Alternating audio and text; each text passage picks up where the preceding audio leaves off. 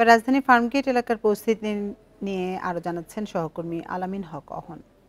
থমকে থাকা জনজীবনে গতি এসেছে। বিশেষ করে সকাল ৮টায় যখন কারফিউ শিথিল করা হয় তখনই শত শত যান নেমেছে সড়কে। আজকের শনিবারটা অন্য দিনের শনিবারের মতো নয়, এবং আমি দেখেছি সড়কে যে পরিমাণ যান নেমেছে অন্য দিন শনিবারে এমন যানজট কিংবা এমন সংখ্যক যান দেখা যায় না।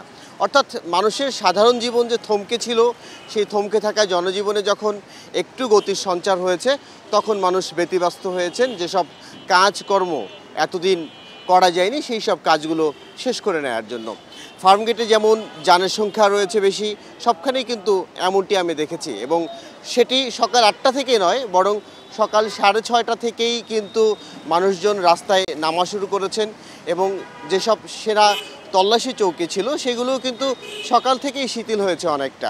আমি দেখেছি সড়কে যেসব তল্লাশির মুখে মানুষকে পড়তে হয়েছিল অন্যান্য দিন, আজ কিন্তু সকাল ৮টারও আগেই সেই সব তল্লাশির চৌকিতে পড়তে হচ্ছে না, যে কারণে জনজীবন অনেকটাই স্বাভাবিক। শুধুমাত্র মানুষের প্রশ্ন রয়েছে ইন্টারনেট ব্যবস্থা কবে স্বাভাবিক হবে এই নিয়ে। এবং আমি দেখেছি গণপরিবহনও কিন্তু বেশ ভরপুর রয়েছে। গণপরিবহনগুলো সকাল থেকেই চলাচল শুরু করেছে, বিভিন্ন রুটে যাচ্ছে। সাধারণ মানুষের সংখ্যাও রাস্তায় আজ বেশ বেশি, এবং এইসব গণপরিবহন কিন্তু অন্যান্য দিন এত বেশি চোখে পড়েনি। আজ শনিবার গণপরিবহনের সংখ্যা যেমন বেড়েছে, ঠিক সড়কে মানুষের সংখ্যাও কিন্তু তেমনটাই বেড়েছে। অর্থাৎ গণপরিবহন সংকটে মানুষকে পড়তে হচ্ছে না।